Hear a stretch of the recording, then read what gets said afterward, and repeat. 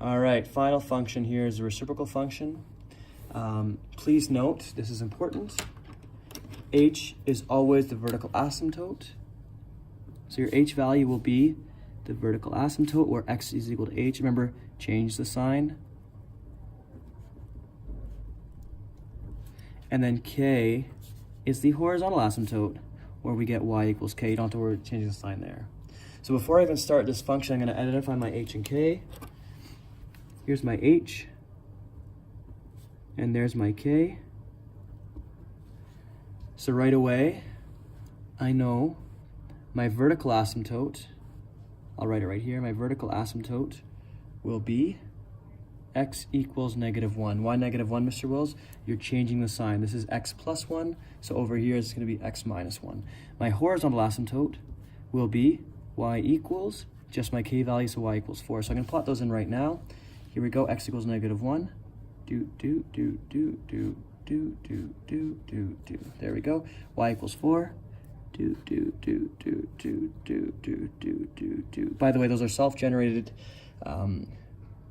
sound effects. So if you're interested, I can teach you how to do that. Okay, so now we're going to transform our points. So again, with this, there's my h, so I'm going to subtract 1 here, and then here plus 4, so I'm going to add 4 here. So this is going to be -3, -2, -1, 0, and 1. So these blue values here are my new x values, my y values. I'm going to add 4.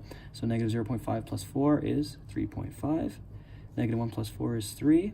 This is still air, so I'm going to put a little x there, reminding myself that as the vertical asymptote. And if I look here, where x equals -1 is the vertical asymptote. Next one, plus 4, so it's 5. And then finally, 0.5 plus 4 is 4.5. I'm going to plot these points. So the first one, -3 and 3.5, sorry, so it's right here. And then I've got -2 and 3, it's right here. And now again, I'm just going to follow the asymptote. It's like the Yellow Brick Road. Follow that asymptote, follow the asymptote, boop, boop, boop, boop, boop, boop. And there we go. And notice I tried not to swing back down. It's not easy, but there's that part. Now I'm going to do this one, 0, 5, so right here. And then 1 and 4.5, which is right over here.